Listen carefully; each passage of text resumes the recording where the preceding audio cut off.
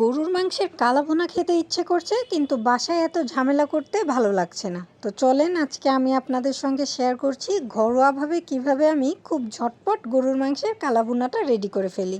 আমার এখানে 1 কেজি গরুর মাংসের একটু কম আছে। হাড়, চর্বি, ফ্রেশ মাংস সব কিছু একসঙ্গে মিলিয়ে নিয়েছি। প্রথমে দিয়ে দিয়েছি পেঁয়াজ কুচি, তারপরে হাফ মুঠের মতো দিয়ে দিয়েছি বেরেস্তা। এবার হলুদ গুঁড়ো, মরিচের গুঁড়ো, গরম মশলা আর তেল দিয়ে তারপরে আদা রসুন বাটা দিব। আর এই যে আমি রাঁধুনির কালা ভুনা মশলাটা ব্যবহার করি সেটা দেখিয়ে দিচ্ছি।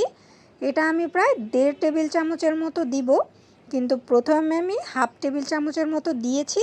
কারণ একেবারেই যদি এখন মশলাটা দিয়ে দেই, মাংসটা যেহেতু অনেকক্ষণ রান্না হবে, মাংসের গা থেকে গন্ধটা চলে যাবে, মানে মশলার যে একটা স্মেল বা ফ্লেভার পাওয়া যায় সেটা কিন্তু কমে যাবে। এই জন্য আমি হাফ টেবিল চামচের মতো এখন দিয়ে নিচ্ছি, আর পরবর্তীতে আমি 1 টেবিল চামচ ব্যবহার করব। কেমন আছেন আপনারা সবাই? এটা বলতেই তো ভুলে গেছি। আর কে কোথা থেকে দেখছেন আর ভিডিওটা কেমন লাগছে বা উপকৃত হলেন কিনা সেটা কিন্তু কমেন্ট করে জানাতে পারেন। মাংসটা চুলায় বসিয়ে দিয়েছি, আর মাংসের গা থেকে অনেক পানি বের হয়েছে, আর অল্প একটু কিন্তু আমি পানি প্রথমেই দিয়েছিলাম। এবার এই পানিটা শুকিয়ে আসা পর্যন্ত অপেক্ষা করব। এই যে পানিটা শুকিয়ে কিন্তু তেল ছেড়ে দিয়েছে, আর এখন থেকেই যে আমাদের কালা ভুনার যে রেডি হবে সেটার কিন্তু প্রস্তুতি চলবে। মাংসের ঝোল বা মাংস পুড়ালেই কিন্তু কালা ভুনা হয় না, এটার কিন্তু একটা টেকনিকও আছে। এই যে আমি মশলাটা একটু একটু কষাবো আর একটু একটু করে পানি দিব। এরকম একটু একটু করে কষাবো আর একটু একটু করে পানি দিব।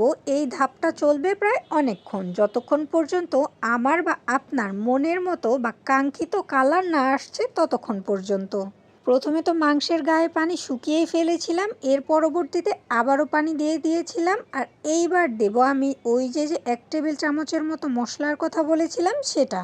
আমার কাছে পার্সোনালি মনে হয় এই টাইমটার মশলাটা দিলে ফ্লেভারটা একটু বেশিই পাওয়া যায়।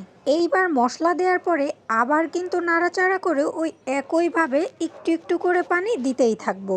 যদিও আমি কোনো অথেন্টিক রেসিপি শেয়ার করছি না, এরপরেও ঝটপটভাবে কিন্তু কালা ভুনার একটা বেস্ট রেজাল্ট পাওয়া যায় এভাবে রান্না করলে। যাই হোক, বকবকানি করতে করতে এই যে দেখুন আমার কালারটা কতটা ডিপ চলে এসেছে, মানে কালো হয়ে এসেছে। চাইলে আপনারা আরও কিছুটা কালো করতে পারেন, তবে আমার কাছে এই পরিমাণটাই ঠিক আছে। এবার প্যাকেট মশলার যে ছোট প্যাকেট মশলাটা ছিল সেখান থেকে হাফ চা চামচের মতো মশলা আমি এখানে দিয়ে দিয়েছি।